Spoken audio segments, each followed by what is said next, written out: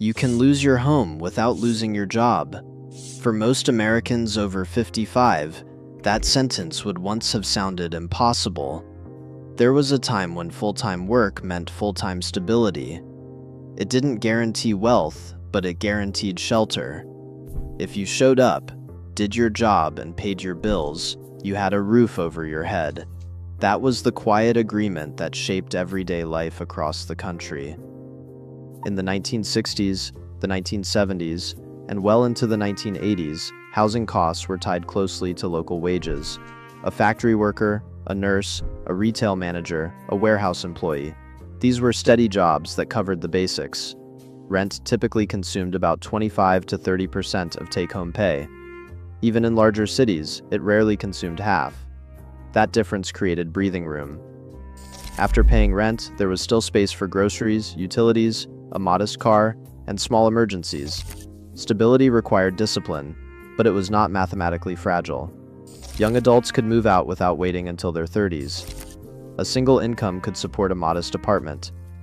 Families budgeted around predictable housing costs. Home was the foundation of daily life, not the biggest financial risk. Then slowly the numbers began to separate.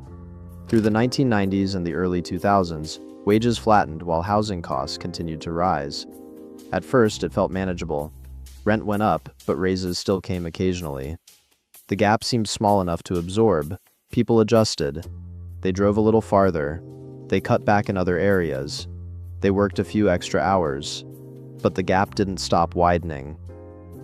Today, the average rent in the United States sits around $1,700 per month. In cities like Los Angeles, it approaches $3,000 per month. Miami saw rent increases of more than 30% in just a few years. Phoenix, Tampa, Nashville, and Austin, once considered affordable alternatives, have experienced similar surges. At the same time, the median individual income in America hovers around $46,000 per year. After taxes, that often translates to roughly $3,000 per month in actual take-home pay.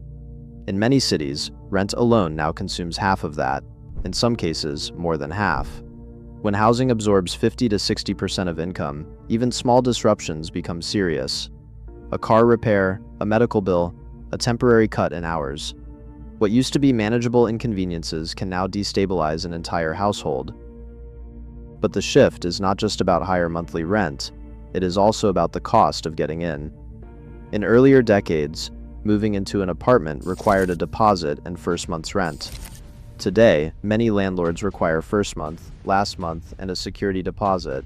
In mid-sized cities, that can total $6,000 to $8,000 up front. In larger metro areas, even more. On top of that come application fees, credit score minimums, background checks, and income requirements demanding tenants earn 3 times the monthly rent. A $2,500 apartment may require proof of $90,000 in annual income just to qualify. For many full-time workers, that threshold is simply out of reach. This is how people lose housing without losing employment. You may never miss a payment. You may never be formally evicted. Your lease expires. The renewal rate increases. The qualification standard shifts. Your paycheck remains the same, but the numbers move just enough that you no longer qualify. You didn't lose your job. You lost access. Across the country, this has led to the quiet growth of a largely invisible group, employed but unstably housed. Workers sleeping in vehicles while holding full-time jobs.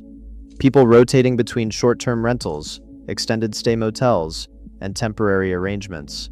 Storage units used for belongings while daily life is managed from a car. Gym memberships serving as shower access. These individuals show up in employment statistics.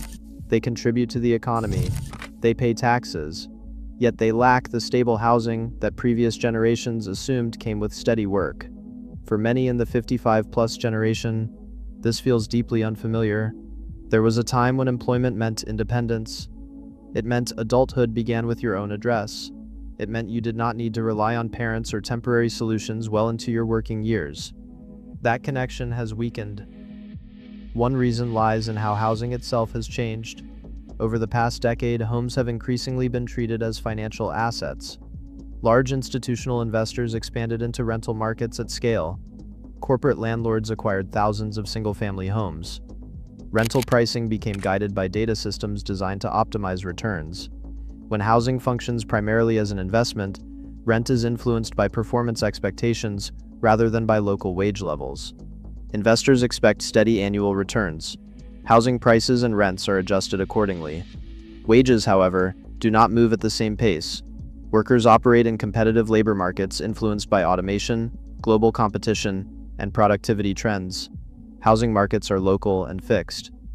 You cannot outsource your rent to another country when your city becomes expensive. Over time, this creates a structural mismatch. Housing costs rise in response to financial demand. Wages rise slowly in response to labor conditions. The gap widens automatically. This is why the issue does not simply correct itself when inflation slows or interest rates change. The underlying incentives remain intact. Housing assets are expected to appreciate. Affordability for average workers is not the primary driver. The result is a split system. On one side, a formal housing market optimized for return on investment.